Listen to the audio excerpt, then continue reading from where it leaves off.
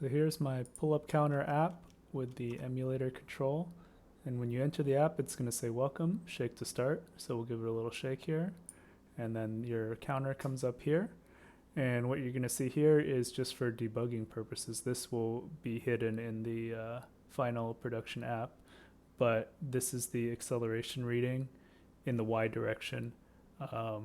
The velocity integrated from the acceleration and then the position. So as you can see, it's a little bit of a problem here because this is not exactly 0, even though the device is not moving. So what I did as a small fix to make it a little bit better is I added this calibrate sensor button that's going to take an average of all the readings here and subtract it out just to remove some of the sensor bias. It's still not perfect, as you'll see, but it gets it a little bit closer and more usable. So there's that. And as you saw, there's a timeout that appears right here. If you don't do any pull-ups for a given period of time, it will automatically end the workout. And there are now 2 different modes of operation here. One is the free mode where you just start doing pull-ups. I'm going to simulate by moving the phone up and down. You can do as many as you want.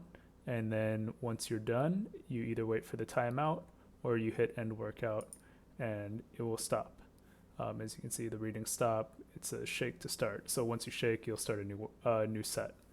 So let's shake and then go into this pull-up goal mode where you can either enter a number or use the up and down arrows to set your goal. And now, as long as you're not idle for the set time and you do your pull-ups, once you achieve your goal, it will say, congrats, you achieved the goal. Give a little auditory cue, and then that will end the workout. So here, again, we can just shake to restart if we want to, or we can end. Now the trick, of course, is how do you detect a pull-up and how do you decide what is and what isn't a pull-up? It's a little bit problematic because, of course, your first pull-up is probably going to look a lot different than your last pull-up when you look at the acceleration pattern.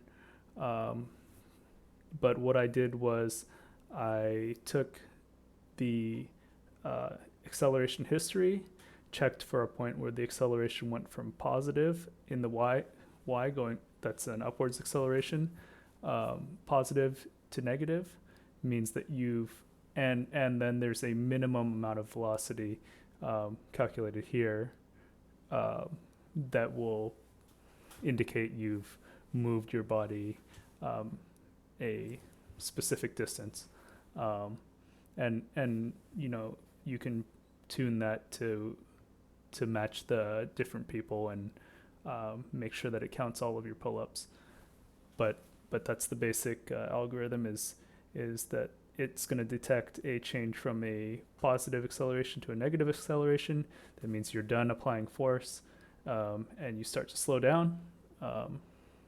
And then it's going to say that you have achieved, accumulated enough velocity over time to move your body above the bar.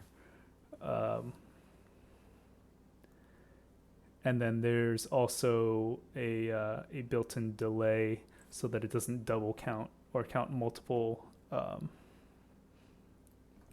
reps within a short period of time. Ideally, we would have used this double integral of the acceleration to map your position and say that your body has moved at least a certain amount of distance of, this is in meters. Well, this is actually in arbitrary units because it didn't make sense to really scale it appropriately since it wasn't really working anyway. But the point is, ideally, we would just use the double integral of the acceleration to find the position. Unfortunately, it doesn't work very well in this program. One other thing is that I used the not the accelerometer function, but the linear acceleration function, which subtracts the force of gravity. So in this case, it's a lot easier and clearer in the code to just say linear acceleration is positive or negative because the force of gravity has already been removed from that.